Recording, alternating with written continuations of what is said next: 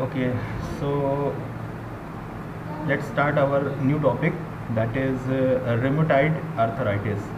rheumatoid arthritis के बारे में आज वीडियो में डिस्कस करेंगे, ठीक है।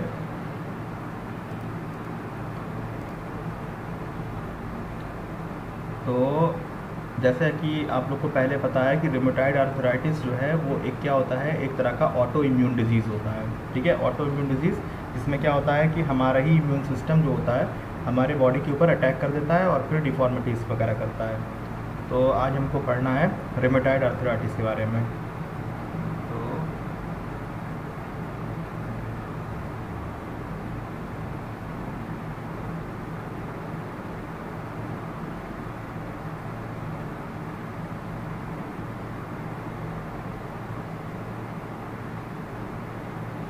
rheumatoid arthritis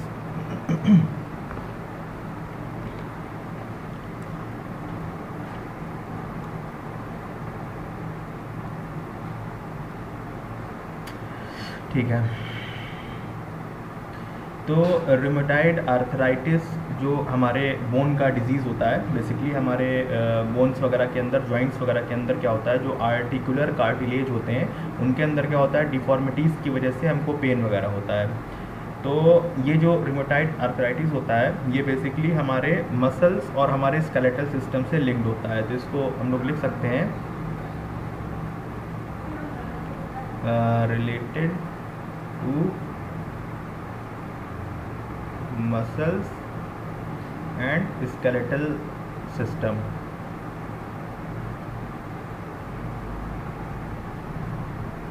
स्केलेटल सिस्टम, ठीक है। तो ये हमारे मसल्स और जो स्केलेटल सिस्टम वगैरह होता है उससे रिलेटेड होता है। दूसरी चीज़ ये है कि rheumatoid arthritis होता है ये एक तरह का मल्टी सिस्टम डिजीज़ होता है ऑफ अननोन कॉज, यानी कि इसका कॉज जो होता है वो एक तरह से अननोन ही रखा जाता है। तो इसको हम लोग लिख सकते हैं कि it is a type of multi system disease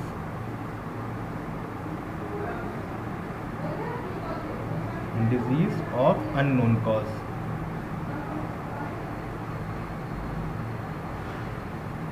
unknown cause यानी कि इसका कॉज जो होता है वो नहीं पता होता है, ठीक है। अब इसमें बहुत सारे सिस्टमिक मैनिफेस्टेशंस इसके होते हैं। जैसे कि अगर हम इसके बात करें कि इसके जो मैनिफेस्टेशंस होते हैं उसको हम लोग कह सकते हैं सिस्टमिक मैनिफेस्टेशंस।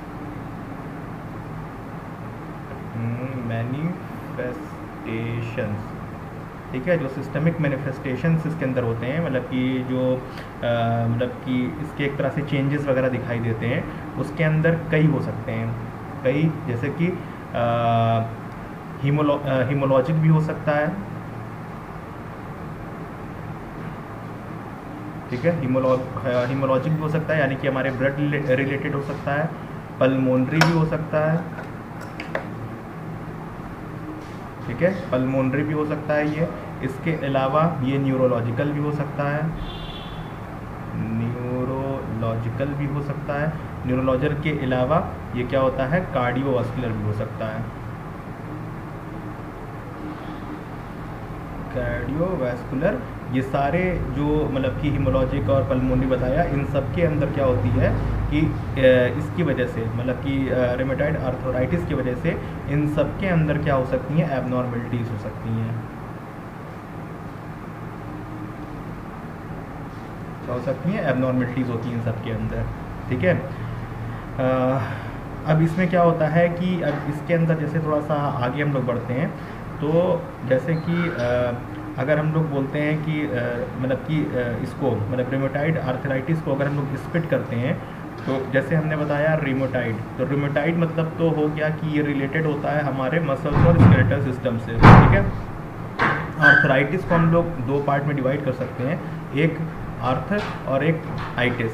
तो आर्थर मतलब होता है, आर्थरा मतलब क्या होता है, आर्थरा मतलब होता है जॉइंट। आर्थरा मतलब क्या होता है, जॉइंट्स। और आइटिस मतलब हमने पहले बताया था इन्फ्लेमेशन। इन्फ्लेमेशन यानी कि अगर हमारे जॉइंट्स के अंदर क्या हो रहा है, इन्फ्लेमेशन हो रहा है, तो हम कहेंगे कि हमको rheumatoid arthritis है। तो हम कह सकते हैं कि हमको rheumatoid arthritis है हमारी बॉडी के अंदर, ठीक है। अब जैसे कि हमने बताया कि रिमेटॉइड आर्थराइटिस जो होता है ये होता है auto immune disease, auto immune disease होता है। ऑटो इम्यून डिजीज़ यानी कि जिसमें हमारा इम्यून सिस्टम जो होता है वो हमारे ही ऊपर अटैक कर देता है और अटैक करने के बाद तमाम तरह की प्रॉब्लम्स करता है। अब इसको अगर हम लोग मतलब डिफ़ाइन करें तो डिफ़ाइन करने के लिए हम लोग इसको लिख सकते हैं कि ये जो होता है ये एक तरह का मल्टी सिस्टम, क्या होता है, मल्टी सिस्टम इन्फेक्शियस डिजीज़ होता है, inflammatory disease, sorry inflammatory disease होता है, ठीक है, मल्टी सिस्टम इन्फ्लामेटरी डिजीज़। और क्या करता है, प्राइमरली अफेक्ट करता है।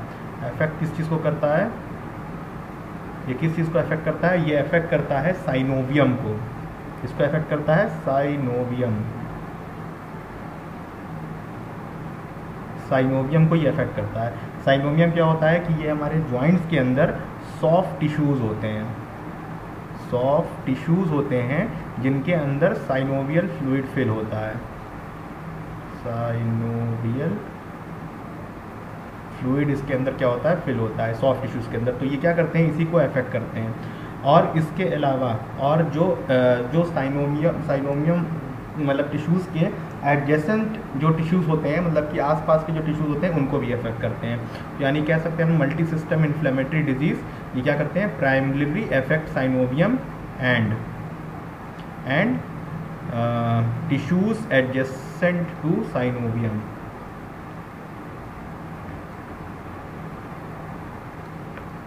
एडजेसेंट टू साइनोवियम, ठीक है, यानी साइनोवियम के एडजेसेंट जो टिश्यूज़ वगैरह होते हैं उनको भी अफेक्ट करते हैं। अब इसके अंदर क्या होता है कि इसके अंदर बेसिकली दो चीज़ का इन्वॉल्वमेंट होता है, दो चीज़ का इनके अंदर इन्वॉल्वमेंट होता है, जिसमें से पहली चीज़, जैसे अगर हम बात करें इसके फैक्टर्स की, अगर फैक्टर्स की बात करते हैं कि फैक्टर्स, तो इसमें दो फैक्टर्स आते हैं। एक जो होता है उसको हम लोग कहते हैं इम्यूनोलॉजिकल फैक्टर, इम्यूनोलॉजिकल फैक्टर, एक होता है इम्यूनोलॉजिकल फैक्टर, ठीक है। अब इसमें क्या होता है कि इसमें एक तरह का जीन इन्वॉल्व होता है। इस जीन को हम लोग बोलते हैं HLA और DRB1, ये DRB1 इसका रिसेप्टर होता है। ये क्या होता है, इसको हम लोग कहते हैं ह्यूमन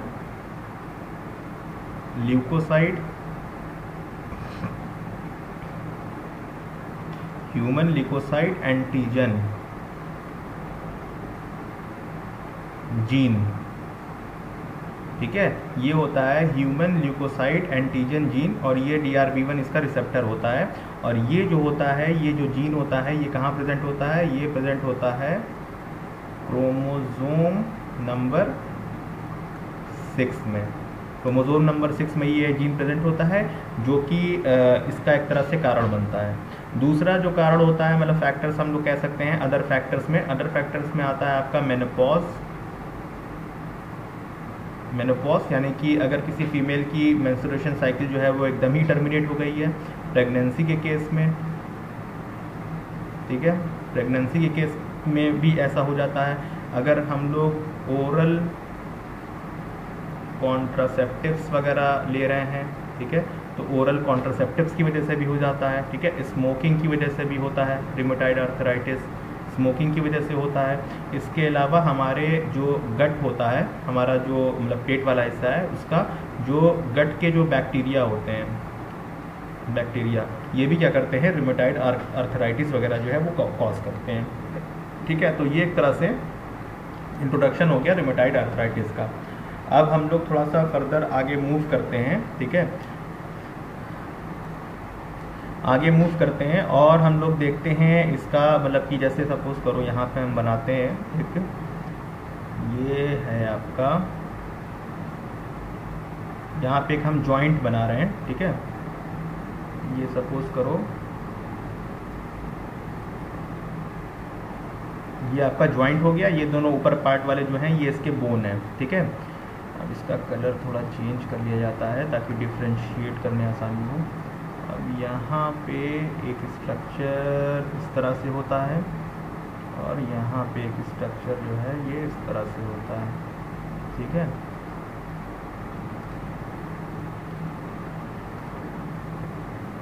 एक स्ट्रक्चर यहाँ इस तरह से और एक ऐसे, ये इस तरह से हमारा जॉइंट जो है वो दिखाई देता है। ये जॉइंट का ये वाला जो बीच वाला पोर्शन है, यही मिडिल पोर्शन है, इसी को कहते हैं हम लोग साइनोवियम। और इसी के अंदर क्या होता है, साइनोवियल फ्लूइड जो है वो बेसिकली फिल्ड रहता है, जो कि लुब्रिकेशन वगैरह प्रोवाइड करता है। अब ये जो अंदर ये दो ब्लू वाली लाइनिंग आपको दिख रही है, ब्लू कलर से जो है, मतलब डार्क ब्लू कलर से, यही क्या है, यही आर्टिकुलर कार्टिलेज है। आर्टिकुलर कार्टिलेज है, यही आर्टिकुलर कार्टिलेज है जिसके अंदर डिफॉर्मिटीज़ वगैरह होती है, ठीक है। और ये जो बाहर के साइड में है ये साइनोवियल मेम्ब्रेन है। ये क्या है, ये है साइनोवियल मेम्ब्रेन, ये साइनोवियल मेम्ब्रेन हो गई। और इनको कलेक्टिवली, इन दोनों को कलेक्टिवली हम लोग क्या कहते हैं, इनको कहते हैं साइनोवियम।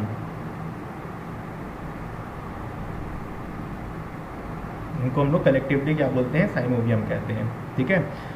अब अगर इसी के अंदर यहाँ पे अंदर के साइड में यहाँ पे साइनोवियल फ्लूइड वगैरह फिल्ड होता है, तो ये क्या करता है, ल्यूब्रिकेशन प्रोवाइड करता है। तो रूमेटॉइड आर्थराइटिस में आर्टिकुलर कार्टिलेज जो है इसी की डिफॉर्मिटीज़ हो जाती है। अब जैसे कि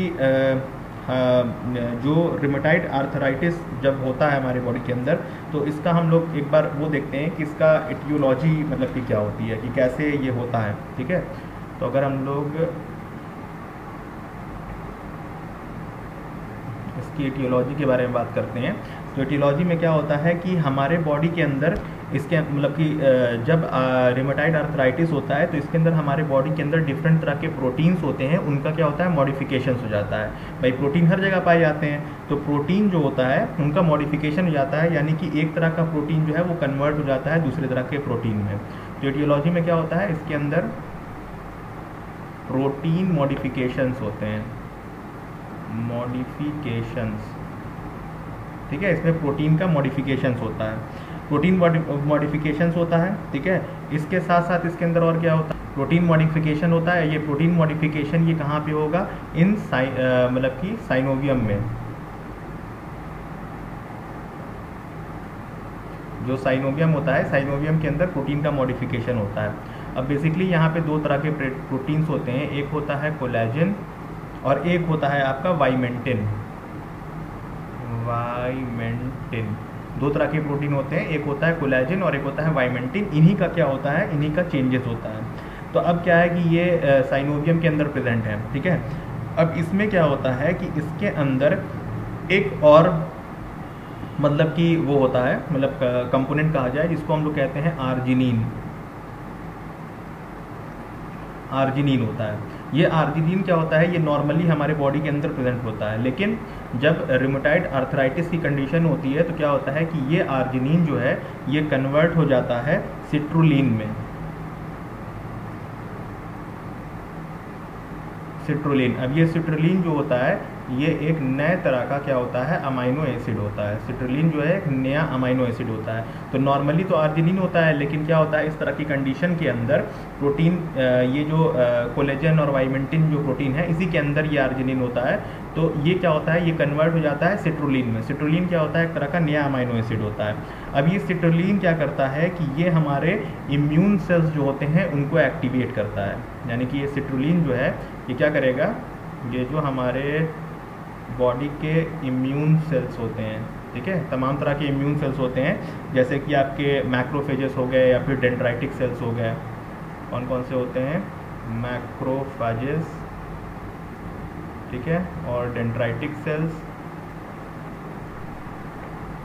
डेंड्राइटिक सेल्स इनको क्या करेगा, ये एक्टिवेट करेगा। ये सिट्रुलिन, ये प्लस का साइन यानी कि एक्टिवेट कर रहा है, ठीक है, ये प्लस का साइन यानी कि इनको एक्टिवेट कर रहा है। तो जब ये एक्टिवेट होते हैं तो ये इम्यून सेल्स किसको एक्टिवेट करते हैं, ये इम्यून सेल्स जो हैं ये फर्दर एक्टिवेट करते हैं टी सेल्स को। जो बॉडी के अंदर इम्यून सिस्टम के अंदर जो टी सेल्स होते हैं इनको ये एक्टिवेट करते हैं। अब ये टी सेल्स जो होते हैं ये फर्दर फिर किस चीज़ को एक्टिवेट करते हैं, ये फर्दर एक्टिवेट करते हैं बी सेल्स को। टी सेल्स हैं, ये फर्दर एक्टिवेट किया इन्होंने बी सेल्स को। अब बी सेल्स जो होते हैं ये क्या कॉज कराते हैं, ये बॉडी के अंदर प्रोलिफरेशन कॉज कराते हैं। ये क्या कॉज कराते हैं, बॉडी के अंदर प्रोलिफरेशन कॉज कराते हैं। प्रोलिफरेशन हुआ प्रोलिफरेशन कहाँ होता है? प्लाज्मा सेल्स में।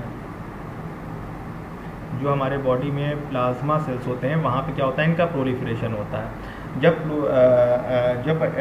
जब प्लाज्मा सेल्स के अंदर प्रोलिफरेशन होता है तो क्या होता है कि इसमें ऑटो एंटीबॉडीज़ का फॉर्मेशन होता है। ये प्लाज्मा सेल्स के अंदर ऑटो एंटीबॉडीज़ क्या होती हैं? इनका फॉर्मेशन होता है ऑटो एंटीबॉडीज़ का। अब ऑटो एंटीबॉडीज़ क्या होती हैं कि ये साइनोवियम के अंदर जाती हैं और साइनोवियम के अंदर जाकर फिर क्या करती हैं? ये उस प्रोटीन के अगेंस्ट में फाइट करना स्टार्ट करती हैं। जब फाइट करती हैं तो हमारे क्या होता है? जॉइंट्स के अंदर डिफॉर्मिटीज़ होती है। तो ये कहाँ जाएंगी? ये फाइनली ऑटो एंटीबॉडीज़ कहाँ जाएंगी? साइनोवियम के अंदर जाएंगी और यहाँ जाकर फाइट करेंगी उस नए प्रोटीन के अगेंस्ट में। जब फाइट करेंगी तो यहाँ पे क्या होगी? यहाँ पे डिफॉर्मिटीज़ होगी। यहाँ पे क्या होगी? डिफॉर्मिटीज़ हो जाती है। डिफॉर्मिटीज़ हो जाती है तो हमको पेन वगैरह होगी और तरह की कॉम्प्लिकेशंस वगैरह होते हैं। तो एक तो ये हो गया। दूसरी हम लोग बात करते हैं यहीं पे टी सेल्स में एक दूसरा पाथवे भी है कि टी सेल्स जो होता है ये क्या करता है? ये सिक्रेशन करता है। टी सेल सिक्रेशन करता है किसका? साइटोकाइंस का। साइटोकाइंस का सिक्रेशन करता है। अब साइटोकाइंस के बारे में हमने पहले बताया था कि साइटोकाइंस क्या होते हैं। तो यहाँ पे इंटरफेरॉन गामा, जिसको IF गामा कहते हैं, और इंटरल्यूकिन 17, इसका ये क्या करता है? सिक्रेशन करता है साइटोकाइन का। अब ये क्या करेंगे? ये साइटोकाइंस क्या करते हैं कि ये फिर फर्दर क्या करते हैं? मैक्रोफेजेस का भी एक्टिवेशन करवाते हैं। मैक्रोफेजेस का भी एक्टिवेशन करवाते हैं। अब मैक्रोफेजेस में आपका कौन कौन से होते हैं? TNF alpha, tumour necrosis factor होता है, इंटरल्यूकिन 1 और इंटरल्यूकिन 6, इनका क्या करवाते हैं? ये एक्टिवेशन करवाते हैं साइटोकाइंस। ठीक है। अब ये क्या करते हैं कि ये जो मैक्रोफेजेस होते हैं ये फाइनली क्या करेंगे कि जो साइनोवियल मेम्ब्रेन होता है, जो कि हमने बताया यहाँ पे साइनोवियल मेम्ब्रेन, इसके अंदर क्या करेंगे? ये इन्फ्लेमेशन कॉज करेंगे। यानी ये क्या कॉज कर रहे हैं? Inflammation in the synovial membrane. Synovial membrane के अंदर ये इन्फ्लेमेशन कॉज कर रहे हैं। ठीक है। अब साइनोवियल मेम्ब्रेन जो होता है, जो साइनोवियल मेम्ब्रेन है, जब इसके अंदर इन्फ्लेमेशन होता है तो साइनोवियल मेम्ब्रेन के अंदर जब इन्फ्लेमेशन होता है तो इसके अंदर क्या होगा? इसके अंदर पैनस का फॉर्मेशन होता है। पैनस का फॉर्मेशन होता है। पैनस क्या होता है? पैनस क्या होता है? ये एक तरह का क्लस्टर होता है। क्लस्टर यानी कि एक तरह का ये गुच्छा होता है और ये गुच्छा, ठीक है, ये पैनस का मतलब कि फॉर्मेशन होता है। पैनस क्या होता है? ये एक तरह का क्लस्टर होता है। क्लस्टर किसका होता है? साइनोवियल सेल्स का। साइनोवियल सेल्स का क्या होता है? क्लस्टर होता है, और जो कि फर्दर फिर क्या करवाता है? प्लोरिफिलेशन करवाता है। तो इस तरह से हमारे बॉडी के अंदर क्या होती है? डिफॉर्मिटीज़ होती है और हम अफेक्टेड हो जाते हैं रिमोटाइड आर्थराइटिस से।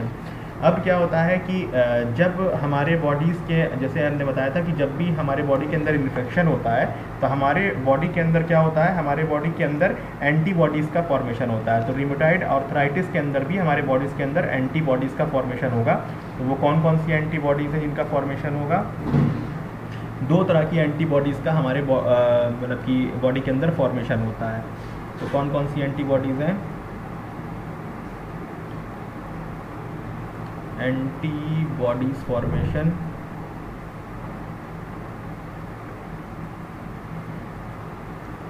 एंटीबॉडीज़ फॉर्मेशन होता है तो 2 तरह की एंटीबॉडीज़ होती हैं। एक होती हैं आपके RA, रूमेटाइड आर्थराइटिस फैक्टर कहा जाता है, ये मिलती है हमारी। ये एंटीबॉडीज़ जो होती हैं ये IgM टाइप की एंटीबॉडीज़, हमने बताया था ना 2 तरह की एंटीबॉडीज़ होती है, एक IgM होती है, एक IgG होती है। तो पहली जो होती है उसको कहते हैं हम लोग RA फैक्टर, और दूसरी जो एंटीबॉडीज़ होती है उसको कहते हैं हम लोग एंटी-CCP। इसका फुल फॉर्म होता है सिट्रोनिलाइड प्रोटीन्स, एंटी सिट्रोनिलाइड प्रोटीन्स।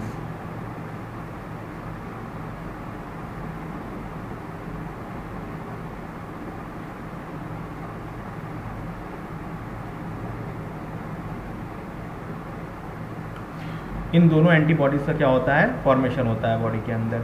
ठीक है।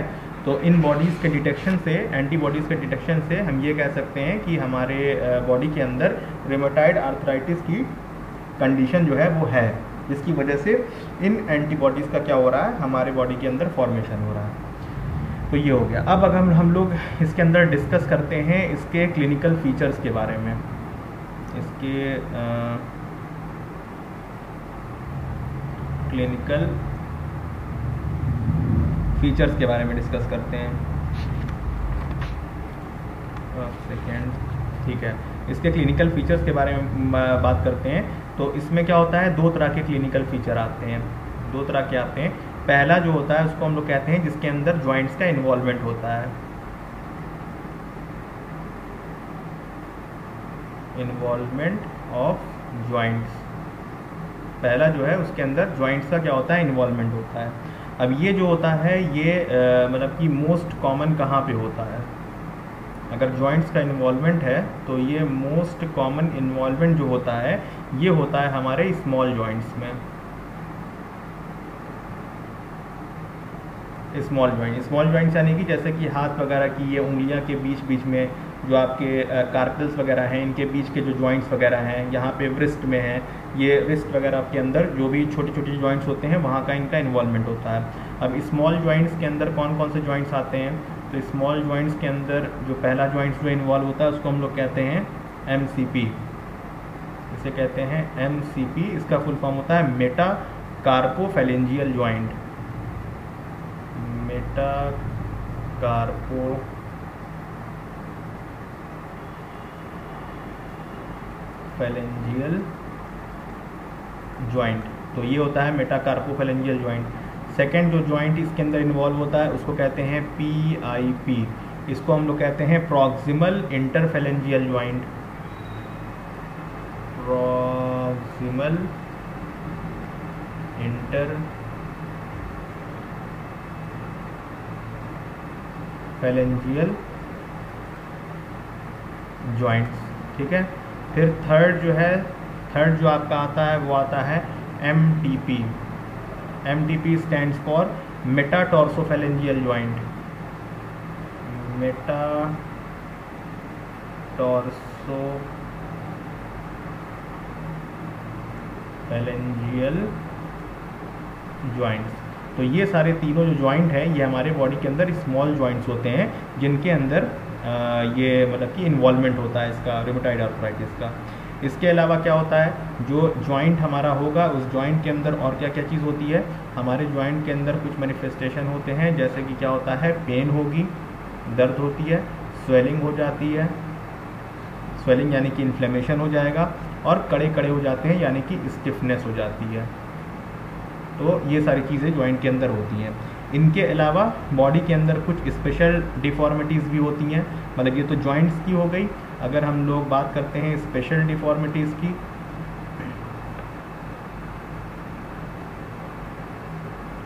स्पेशल डिफॉर्मिटीज़ यानी कि कुछ अलग सी डिफॉर्मिटीज़ होती है, तो इसमें क्या होता है, इसमें होता है आपका स्वान नेक डिफॉर्मिटी।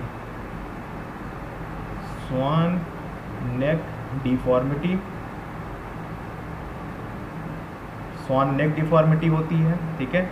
इसके अलावा क्या होती है, बटन होल डिफॉर्मिटी होगी, बटन होल डिफॉर्मिटी, ठीक। इसके अलावा और क्या होगा, कॉकअप डिफॉर्मिटी होगी,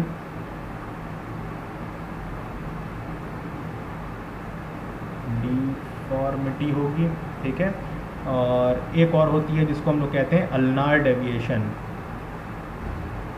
अल्नार डेविएशन यानी कि जो आपकी अल्ना रेडियस और अल्ना वाली जो अल्ना बोन होती है वो क्या हो जाती है, वो डेविएट कर जाती है, मतलब उसकी तरफ जो है बॉडी जो है वो मतलब झुक जाती है, बॉडी उसी की तरफ से मतलब बेंड कर जाती है, इसको कहते हैं अल्नार डेविएशन। तो ये सारी चीज़ होते हैं। तो ये तो आपका हो गया क्लिनिकल फीचर के अंदर की इन्वॉल्वमेंट ऑफ जॉइंट, मतलब जिसके अंदर जॉइंट का इन्वॉल्वमेंट है। अब एक इसके अंदर आता है एक और होता है इसके अंदर एक फॉर्मेशन होता है, इसको हम लोग कहते हैं पॉप्लियल सिस्ट का फॉर्मेशन।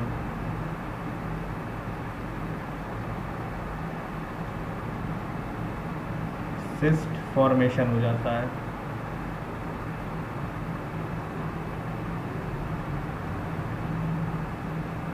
पॉप्लियल नहीं, पॉप्लिटियल, पॉपली, फिर यहाँ पे TIL, पॉप्लिटियल सिस्ट,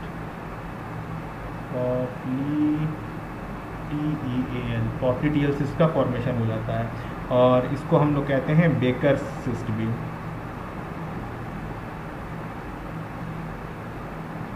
इसको हम लोग कहते हैं बेकर सिस्ट भी। तो ये तो जो सारे फैक्टर्स हो गए, ये आपके फैक्टर्स हो गए कि इन्वॉल्वमेंट ऑफ जॉइंट वाले फैक्टर्स हो गए, जिसमें जॉइंट का इन्वॉल्वमेंट है। एक और फैक्टर होता है जिसके अंदर नॉन आर्टिकुलर मतलब की फीचर्स कहते हैं हम लोग, तो वो भी देख लेते हैं। ये तो पहला जो फीचर हो गया जिसके अंदर जॉइंट्स का इन्वॉल्वमेंट था। अब सेकंड जो होता है वो होता है नॉन आर्टिकुलर फीचर्स।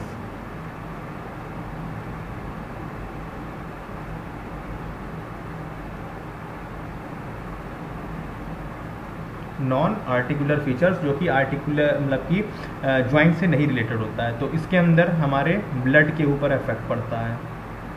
ब्लड के अंदर क्या हो जाएगा, ब्लड के अंदर हमको एनीमिया हो सकता है, ठीक है, एनीमिया हो सकता है। एनीमिया क्यों हो जाएगा, due to RBC destruction. RBC क्या हो जाते हैं, डिस्ट्रॉय हो जाते हैं, जिसकी वजह से हमको एनीमिया हो जाता है। और डब्ल्यूबीसीज की क्वांटिटी क्या हो जाती है, हमारे बॉडी में इंक्रीज़ कर जाती है, यानी कि इंक्रीज डब्ल्यूबीसीज कह सकते हैं, जिसकी वजह से क्या होता है वो हो जाता है, मतलब कि ब्लड के अंदर एनीमिक हो जाते हैं। इसके साथ साथ और क्या हो सकता है, और वैस्कुलाइटिस हो सकता है।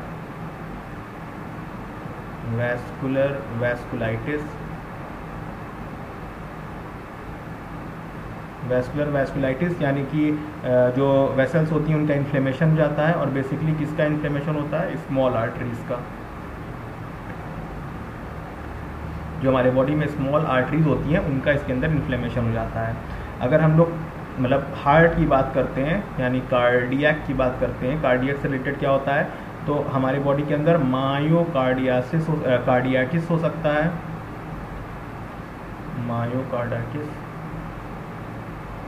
मायोकार्डाइटिस हो सकता है, ठीक है। इसके अलावा पेरिकार्डाइटिस भी हो सकता है, और एंडोकार्डाइटिस भी हो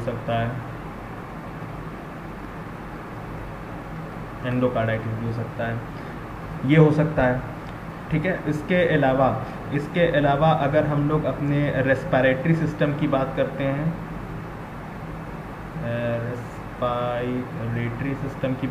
हैं, तो रेस्पिरेटरी सिस्टम के अंदर क्या क्या हो सकता है, हमको फेरेंजाइटिस हो सकता है,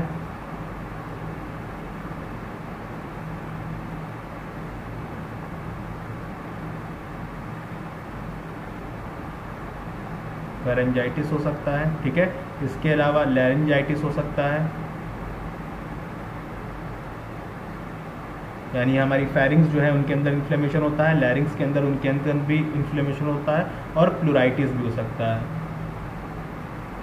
प्लूराइटिस यानी कि जो हमारी प्लूरल मेम्ब्रेन होती है लंग्स के अंदर, उनके अंदर भी इन्फ्लेमेशन वगैरह हो सकता है, ठीक है। और क्या हो सकता है, और क्या क्लिनिकल मैनिफेस्टेशंस, अगर हम लोग स्किन की बात करते हैं अपने, तो स्किन के अंदर क्या चेंजेस दिखाई देंगे, इसके अंदर हमको अल्सरेटिव लेजन्स वगैरह दिखाई देते हैं,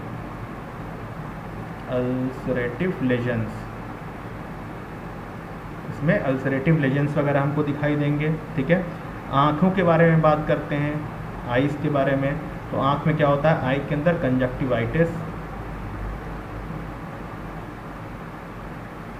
कंजक्टिवाइटिस हो सकता है, और यूवाइटिस भी हो सकता है।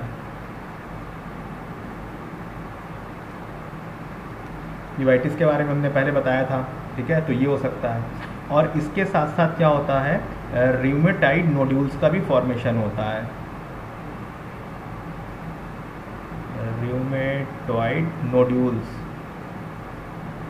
नोड्यूल्स का फॉर्मेशन होता है।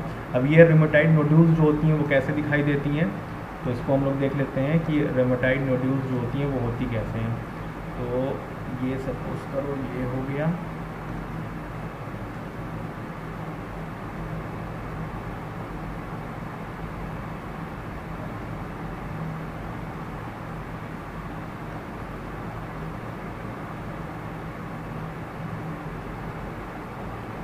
ये इस तरह से रिउमेटॉइड नोड्यूल्स का फॉर्मेशन होता है, ठीक है। अब इसमें क्या क्या चीज़ें हैं, अब इसके अंदर जो अंदर के ये जो सेल है, ये वाला सेल, ठीक है, ये क्या होते हैं, ये नेक्रोटिक सेल्स होते हैं, ये क्या होते हैं? ये होते हैं नेक्रोटिक सेल्स। ये नेक्रोटिक सेल्स होते हैं। इसके ऊपर जो ये रेड वाली लाइनिंग दिखाई दे रही है, इस पर कवरिंग होती है। किस चीज़ की कवरिंग होती है? इस पर लिम्फोसाइट की, लिम्फोसाइट्स की कवरिंग होती है। और जो सबसे आउटर वाली कवरिंग जो होती है वो मैक्रोफेजेस की होती है, मैक्रोफेजेस की होती है। तो ये रूमेटाइड नोड्यूल्स हैं, मतलब कि रूमेटाइड नोड्यूल्स का जो फॉर्मेशन होता है वो इस तरह का होता है। इसके अंदर सबसे अंदर नेक्रोटिक सेल्स होते हैं, उसके ऊपर अंदर नेक्रोटिक से उसके ऊपर लिम्फोसाइट्स की एक लेयर होती है और उसके ऊपर मैक्रोफेजेस की एक लेयर पाई जाती है। तो इस तरह से हमारा रूमेटाइड आर्थराइटिस का एक पार्ट जो है मतलब वो कंप्लीट होता है। नेक्स्ट हम लोग को देखना है कि इसके मतलब कि इन्वेस्टिगेशंस वगैरह क्या होते हैं, इन्वेस्टिगेशंस वगैरह क्या होते हैं, और थोड़ी सी और एक दो चीज़ें हमको इसके अंदर देखनी है। ठीक है,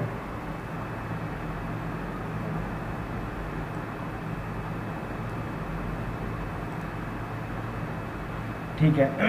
तो ये है इसके अंदर, जैसे कि आप ये वाला देख रहे हैं, तो हमने इसमें उसके बारे में बताया हुआ है फिगर्स के अंदर कि कौन कौन सी, जैसे डिफॉर्मिटी हमने बताया था कि MCP यानी कि जो मेटाकार्पोफेलेंजियल डिफॉर्मिटी होती है। तो ये रहा आपका, मतलब कि ये रहा आपका मेटाकार्पोफेलेंजियल जॉइंट हो गया। ठीक है, यहाँ पे मेटाकार्पल जॉइंट है, मेटाकार्पल से यानी कि इन जॉइंट्स के अंदर। ठीक, इसके अलावा हमने बताया था कि जो प्रॉक्सिमल इंटरफेलेंजियल जॉइंट्स वगैरह होते हैं, ठीक है, उनके अंदर ये हो गया, यहाँ पे ये जॉइंट है, ये जॉइंट है, ये जॉइंट है। ठीक है, यहाँ पे ये सारे जॉइंट है। इन सारे जॉइंट्स के अंदर क्या होती है? डिफॉर्मिटीज़ हो जाती है। ठीक, उसके बाद फिर हमने बताया था कि नेक स्वॉन डिफॉर्मिटी होती है। तो ये जो देख रहे हैं, ये आपकी इंडेक्स फिंगर है, इसका जो शेप है ये स्वॉन की तरह हो गया है। स्वॉन यानी कि सारस की तरह, इस तरह से ऐसे करके ऐसे शेप हो गया, इस तरह से शेप, ऐसे ये परमानेंट हो जाता है शेप। तो हम लोग इसको कहते हैं नेक स्वॉन डिफॉर्मिटी। ठीक, उसके बाद बटन होल डिफॉर्मिटी के बारे में बताया था। तो बटन होल के अंदर इस तरह से कुछ हो जाती है हमारी फिंगर्स जो है बटन होल डिफॉर्मिटी के अंदर। फिर कॉकअप टो जो है, कॉकअप टो यानी कि जो पैर होता है हमारा, पैर में जो हमारा टो होता है वो कुछ इस तरह से हो जाता है, ये इस तरह से, मतलब इसका शेप जो है इस तरह से हो जाता है। तो हम लोग कहते हैं कॉकअप टो डिफॉर्मिटीज़ हो गई है। फिर हमने बताया था कि एक अल्नार डेविएशन होता है जो कि इस तरह से होता है, अल्नार डेविएशन। अल्नार डेविएशन में जो रेडियस और अल्ना हमारे हाथ की होती है, तो अगर अल्ना की तरफ डेविएशन हो गया तो हाथ ऐसे तिरछा हो जाता है, अगर रेडियस की तरफ डेविएशन हो गया तो हाथ ऐसे तिरछा हो जाता है। तो इसको कहते हैं अल्ना या फिर रेडियल डेविएशन कहते हैं। और एक हमने बताया था कि पैप्लिटियल सिस्ट का फॉर्मेशन होता है। तो जैसे ये लेग है, इसके अंदर देखिए यहाँ पे क्या हो गया, ये नॉर्मल लेग है और ये वाला लेग के अंदर क्या हो गई, इस तरह की स्वेलिंग हो गई है। इन स्वेलिंग की वजह से क्या होता है, इसी को कहते हैं हम लोग बेकर सिस्ट कहते हैं, बेकर सिस्ट कहते हैं, यानी कि पैप्लिटियल जो सिस्ट का फॉर्मेशन हो जाता है। तो ये सारे जॉइंट्स वगैरह हैं जिनके अंदर रूमेटाइड आर्थराइटिस जो है वो क्या करता है, इनको अफेक्ट करता है। अब हम लोग बात करते हैं थोड़ा सा कि इसके इन्वेस्टिगेशन के बारे में, कि इनका इन्वेस्टिगेशन कैसे करते हैं हम लोग। तो इन्वेस्टिगेशंस के बारे में बात करते हैं कि इनकी इन्वेस्टिगेशंस हम लोग कैसे करते हैं। तो इन्वेस्टिगेशन में आपका पहला जो है वो आता है क्लिनिकल क्राइटेरिया। क्लिनिकल क्राइटेरिया में क्या करते हैं, जो इन्वेस्टिगेशन में पहला जो है आपका क्लिनिकल क्राइटेरिया, इसके अंदर हम लोग एक DAS28 स्कोर मेज़र करते हैं। इस स्कोर को हम लोग सिम्टम्स के बेस पे मेज़र करते हैं, सिम्टम्स बेस्ड, ये सिम्टम बेस्ड होता है, मतलब कि DAS28 स्कोर। इसके थ्रू हम लोग पता लगाते हैं कि बॉडी के अंदर प्रॉब्लम्स हैं कि नहीं है। इसके अलावा हम लोग सेरोलॉजिकल टेस्ट करते हैं, सेरोलॉजिकल टेस्ट करते हैं। ठीक है, सेरोलॉजिकल टेस्ट के अंदर क्या करते हैं, सेरोलॉजिकल टेस्ट के अंदर हम लोग ब्लड टेस्ट करते हैं। ठीक है, ब्लड टेस्ट करेंगे। इसके अलावा हम लोग इसके अंदर चेक करते हैं उन्हीं एंटीबॉडीज़ का, कि एंटीबॉडीज़ वगैरह प्रेजेंट हैं कि नहीं। तो यहाँ पे हम लोग कह सकते हैं इसको कि presence of antibodies, presence of antibodies हम लोग चेक करते हैं कि एंटीबॉडीज़ हैं कि नहीं। अब हमने दो एंटीबॉडीज़ बताया था पहले, एक थी आपके RA factor, rheumatoid arthritis factor बताया था, एक एंटीबॉडीज़ होती है, और एक हमने बताया था एक होती है आपकी anti CCP PA, CCPA antibodies, anti CCP antibodies, यानी कि ये दो एंटीबॉडीज़ का हम लोग लेवल चेक करते हैं कि क्या एंटीबॉडीज़ दोनों हैं। अगर ये दोनों एंटीबॉडीज़ बनी होती हैं तो इसका मतलब कि हमारे बॉडी के अंदर मतलब RA की कंडीशन है। इसके साथ साथ हम लोग क्या करते हैं, हम लोग एक्यूट फेज रिस्पॉन्स के अंदर, एक्यूट फेज रिस्पॉन्स चेक करते हैं। हालांकि ये रिस्पॉन्स मतलब कि ये जो चेकिंग होती है ये उतनी ज़्यादा इफेक्टिव नहीं होती है। इसमें हम लोग क्या चेक करते हैं, हम लोग इसके अंदर इंक्रीज लेवल चेक करते हैं ESR का, जिसको कहते हैं हम लोग इराइथ्रोसाइट सेडिमेंटेशन रेट, और C रिएक्टिव प्रोटीन जो कि इन्फ्लेमेशन का मार्कर हमने बताया था, इसका हम लोग लेवल चेक करते हैं। लेकिन क्या होता है कि ये दोनों जो होते हैं इनकी वैल्यू अक्सर क्या होती है, नॉर्मली आती है। रूमेटाइड आर्थराइटिस के भी कंडीशन में वैल्यू जो है वो नॉर्मल आती है, तो इसलिए हमको लगता है कि डिजीज़ वगैरह जो है नहीं हुई है, तो इससे उतना ज़्यादा कोई ख़ास फ़र्क नहीं पड़ता है। उसके बाद और हम लोग क्या टेस्ट करते हैं इसके अंदर, इसमें हम लोग जो डायग्नोसिस मतलब इन्वेस्टिगेशन करते हैं वो एक्सरे के थ्रू करते हैं। एक्सरे तो खैर इंपॉर्टेंट चीज़ है हड्डियों के लिए, तो एक्सरे करते हैं। एक्सरे हम लोग डिफॉर्मिटीज़ के लिए करते हैं, जो डिफॉर्मिटीज़ हो गई उसके लिए एक्सरे करते हैं। और इसके साथ साथ जो डिक्रीज्ड बोन डेंसिटी, यानी कि जो हमारे बोन की डेंसिटी वगैरह जो डिक्रीज़ हो जाती है उसके लिए हम लोग टेस्ट करते हैं। उसके साथ जो पांचवा हम लोग इन्वेस्टिगेशन करते हैं वो हम लोग साइनोवियल फ्लूइड का एनालिसिस करते हैं। जो हमारे बॉडी के अंदर साइनोवियल फ्लूइड होता है उसका हम लोग एनालिसिस करते हैं। मतलब क्या करते हैं, इंजेक्शन से बॉडी में से जो जॉइंट के बीच में साइनोवियल फ्लूइड होता है उसे निकाल लेते हैं और उसको फिर एनालाइज करते हैं। तो अक्सर क्या होता है कि इसका कलर जो होता है साइनोवियल फ्लूइड का वो चेंज हो जाता है। उसमें तमाम तरह के मतलब कि नेक्रोटिक सेल्स की वजह से इसका कलर जो होता है पहले नॉर्मल कलर से ये चेंज होके येलो ग्रीन कलर का हो जाता है। कभी कभार येलो कलर का, कभी कभार ये ग्रीन कलर का भी हो जाता है, ठीक है। और अक्सर क्या होता है कि साइनोवियल फ्लूइड जो है वो क्लाउडी हो जाता है। क्लाउडी यानी कि उसमें झाग टाइप रहेगा, तो भी उसके अंदर डिफॉर्मिटी है। और वो लेस विस्कस भी हो जाता है। लेस विस्कस का मतलब होता है कि उसका गाढ़ापन जो है वो कम हो जाता है, गाढ़ा नहीं रहेगा, पतला हो जाता है। और उसके साथ साथ साइनोवियल फ्लूइड के अंदर लिम्फोसाइट्स की क्वांटिटी इंक्रीज हो जाती है। इंक्रीज लिम्फोसाइट्स यानी कि लिम्फोसाइट जो रहते हैं वो उनके अंदर इंक्रीज हो जाते हैं। तो ये हम लोग क्लिनिकल इन्वेस्टिगेशंस वगैरह करते हैं।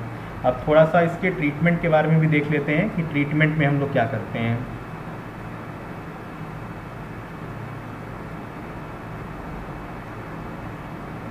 ट्रीटमेंट्स के बारे में देख लेते हैं। ट्रीटमेंट्स के अंदर जो सबसे पहला आता है वो आता है आपका ड्रग्स, यानी कि जिसको हम लोग कहते हैं फार्माकोथेरेपी।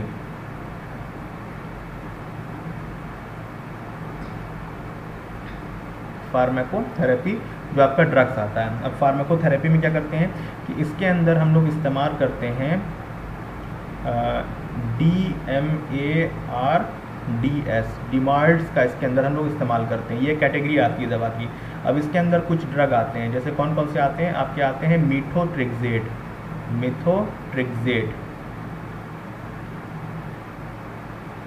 मिथोट्रिक्सेट इसके अंदर आते हैं। मिथोट्रिक्सेट हो गया। इसके अलावा आता है आपका सल्फासैलाजीन,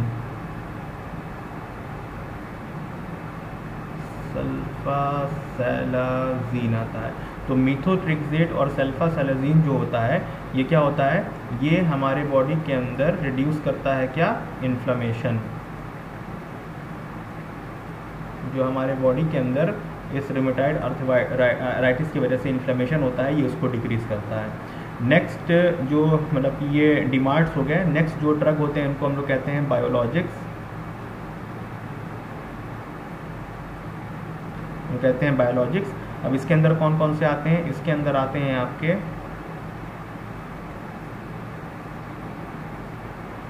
रेटुजिमैब, टोक्लिजुमैब,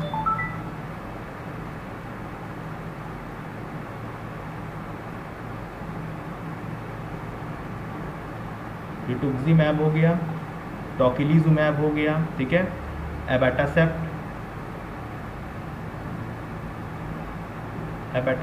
ये तीनों ड्रग्स आते हैं। ये तीनों ड्रग्स क्या करते हैं कि जैसे रूमेटाइड आर्थराइटिस के कंडीशन में हमारा इम्यून सिस्टम जो होता है बहुत ज़्यादा बहुत ज़्यादा हाइपर एक्टिव हो जाता है। तो ये क्या करते हैं, सप्रेस करते हैं हमारे इम्यून सिस्टम को। इम्यून सिस्टम, ये हमारे इम्यून सिस्टम क्या करते हैं, सप्रेस करने का काम करते हैं। रिटुक्सिमैब, ठीक है, टोक्लिजुमैब और एबाटासेप्ट, ये 3 ड्रग जो होते हैं। फिर आते हैं आपके कॉर्टिकोस्टेरॉइड। कॉर्टिकोस्टेरॉइड्स इस्तेमाल करते हैं हम लोग। कॉर्टिकोस्टेरॉइड्स के अंदर हम लोग प्रेडनिसोलोन इस्तेमाल करते हैं। प्रेडनिसोलोन इस्तेमाल करते हैं, ठीक है, ये हो गया। इसके अलावा ट्रीटमेंट में ये हो गया फार्माकोथेरेपी। नेक्स्ट जो ट्रीटमेंट हम लोग प्रोवाइड करते हैं वो surgical treatment. Surgical treatment provide करते हैं। सर्जिकल ट्रीटमेंट के अंदर हम लोग क्या कर सकते हैं,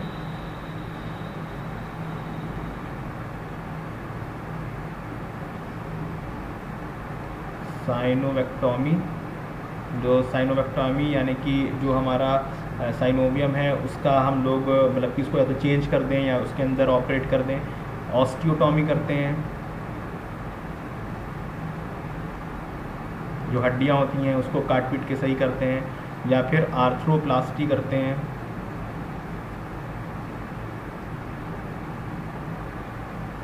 आर्थ्रोप्लास्टी करेंगे यानी कि आर्थ्रोप्लास्टी यानी कि जॉइंट रिप्लेसमेंट कर सकते हैं, ठीक है, जॉइंट रिप्लेसमेंट कर सकते हैं। या फिर इसके अलावा हम लोग आर्थ्रोडेसिस भी कर सकते हैं। आर्थ्रोडेसिस भी कर सकते हैं जिसके अंदर जॉइंट का फिक्सेशन कर सकते हैं, यानी कि जॉइंट्स वगैरह अगर गड़बड़ हो गए तो फिक्स कर सकते हैं। तो साइनोवेक्टॉमी कर सकते हैं। साइनोवेक्टॉमी में जो साइनोवियम है या फिर कोई साइनोवियल मेम्ब्रेन या साइनोवियल फ्लूइड है उसके साथ छेड़छाड़ कर सकते हैं, हड्डियों के साथ छेड़छाड़ सकते हैं। आर्थ्रोप्लास्टी के अंदर हम लोग जॉइंट्स को रिप्लेस कर सकते हैं और अक्सर जॉइंट को हम लोग फिक्स भी करते हैं। और तीसरा जो आता है आपका ट्रीटमेंट वो आता है फिजियोथेरेपी। फिजियोथेरेपी आता है। फिजियोथेरेपी में हम लोग क्या करते हैं, इसके अंदर स्टैटिक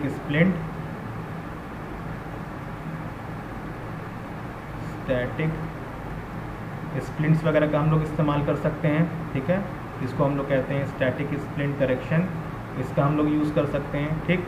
इसके अलावा इसके अंदर जो स्टैटिक स्प्लिंट का इस्तेमाल करते हैं। उसके साथ साथ हम लोग क्या कर सकते हैं कि जो डिफॉर्मिटीज़ हुई है उसका करेक्शन भी कर सकते हैं। तो इसको कह सकते हैं हम लोग करेक्शन ऑफ डिफॉर्मिटीज़, ठीक है। और इसके अलावा हम लोग क्या कर सकते हैं, जो डिफॉर्मिटीज़ वगैरह हो रही है उनका प्रिवेंशन भी कर सकते हैं। प्रिवेंशन ऑफ डिफॉर्मिटीज़ कर सकते हैं। तो इस तरह से ये सारी चीज़ें जो हैं ये आपके मतलब एक तरह से ट्रीटमेंट के अंदर हम लोग इसको इस्तेमाल कर सकते हैं। तो जैसा कि हमने रिमेटॉइड आर्थराइटिस के बारे में थोड़ा ब्रीफ में देखा, क्या होता है, कैसे होता है, कौन कौन से एंटीबॉडीज़ वगैरह इसके अंदर इन्वॉल्व होते हैं और क्या हो जाता है बॉडी के अंदर, क्या कोलेजन के साथ कौन कौन से प्रोटीन का चेंजेस वगैरह हो जाता है और कैसे हमारी बॉडी के अंदर पेन वगैरह होती है। उसके बाद हमने फिर ये भी देखा कि ट्रीटमेंट के अंदर हम लोग कौन कौन से ड्रग इस्तेमाल करते हैं। फिजियोथेरेपी एक इम्पॉर्टेंट पार्ट हो जाता है क्योंकि फिजियोथेरेपी में तमाम तरह की एक्सरसाइज वगैरह करवाते हैं। जो फिजियोथेरेपिस्ट वगैरह होते हैं बहुत सारी उनको टेक्निक्स वगैरह पता होती है और बहुत सारी एक्सरसाइज होती है जो कि मतलब कि आराम मतलब कि प्रोवाइड करती है किसी भी इस तरह की कंडीशन में, डिफॉर्मिटीज़ में। और अगर इन सब से भी नहीं ठीक हो रहा है तो फिर हम क्या करते हैं, हम लोग सर्जिकल ट्रीटमेंट में करके बोन वगैरह की सर्जरी वगैरह कर सकते हैं और जॉइंट्स वगैरह की सर्जरी करके इसके साथ हम लोग इसको सही कर सकते हैं। बाकी क्लिनिकल फीचर्स में हमने बताया था कि जॉइंट्स के साथ जो इन्वॉल्वमेंट होता है, बहुत सारे जॉइंट्स जैसे हमने बताया तमाम तरह के जॉइंट्स इन्वॉल्व होते हैं। अब जॉइंट्स के अंदर पेन हो जाती है, स्वेलिंग हो जाती है और उसके अंदर बहुत सारा स्टिफनेस यानी कि हार्डनेस वगैरह हो जाती है। तो ये सारे जॉइंट से रिलेटेड होते थे। और अगर नॉन आर्टिकुलर फीचर्स के बारे में हमने देखा कि जो जॉइंट्स वगैरह से नहीं रिलेटेड होते हैं, जैसे हमारे ब्लड के ऊपर इफेक्ट पड़ेगा, हार्ट हो गया, लंग्स हो गया, नर्वस सिस्टम, तमाम चीज़ों पर इफेक्ट पड़ता है। तो इस तरह से आपका रिमेटॉइड आर्थराइटिस का टॉपिक जो है वो ख़त्म होता है। और होप कि this is the enough information for this rheumatoid arthritis. And जैसे कि पहले बताया था कि नोट्स वगैरह आप लोग लेते रहना वीडियो को पॉज करते करते, और उसके बाद फिर हम लोग मिलते हैं नई वीडियो के साथ, जिसके अंदर हम लोग ऑस्टियो आर्थराइटिस के बारे में डिस्कस करेंगे और फाइनली फिर गाउट पे हम लोग चले जाएंगे। Okay, so thank you very much and have a nice day.